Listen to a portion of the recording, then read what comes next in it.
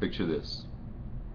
You're standing in a fresh cut field of green grass in the middle of a forest.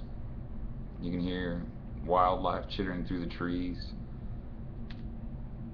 The fully visible sun is warming your skin while a nice cool breeze is gently cooling it. You pick up your club, take your stance, start trying to remember every tip anyone's ever given you, at the same time trying to remain focused on only one thing, that ball. You start your backswing, you start your downswing, follow through after impact, and watch in amazement as the ball takes flight exactly how you'd imagined it in your head before. And then you stare in disgust as your ball takes a hard right hook into the middle of nowhere, never to be seen again. Hi, my name's James Chambless, and today I'd like to take a few minutes to talk to you about the sport of golf, specifically where it originated, a few tips on the golf swing, and finally we'll talk about some of the tournaments used in golf today.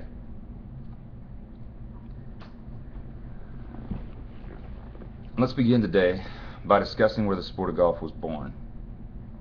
As stated on the Golf Information website, in 1457, the sport of golf was banned in Scotland by the Parliament of James II due to the belief that it would interfere with training and preparation for going to war with England. This is the first written record of the game of golf. Now that you know how golf began, I'd like to provide some tips on proper golf swing technique. First and foremost is always the grip. Any video you might be lucky enough to watch is going to talk to you about the grip. It's going to give you two main different options. One is a grip of interlocking fingers, where you interlock the pinky, if you're a right-handed golfer like most people are, the pinky of the right hand with the index finger of the left, making an interlocking. The other option is an overlapping, where the pinky will overlap the index finger. Whichever one works for you. Personally, I feel more secure whenever they're interlocked. It feels as though my hand is one unit, and that's really what you want to feel when you take a grip on a golf club.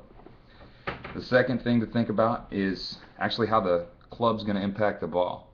Different clubs, different impact, but for the most part, the idea you want in your head is actually the club face. For irons, as they increase in number, the degree of the club face being open increases, but the idea of the club impacting the ball stays the same.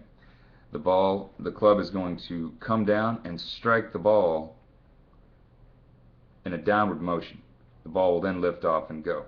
Most people imagine the club coming underneath and picking the ball up and carrying it.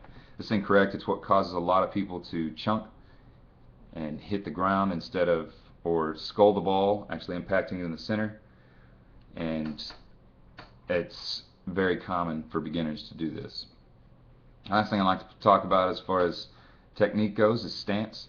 There are many different ways to take a stance. The only thing to remember is that as you go up in number on club, you're gonna get closer to the ball, but you want to stay about a hand's breadth away from your waist with your hands where you're holding onto the club.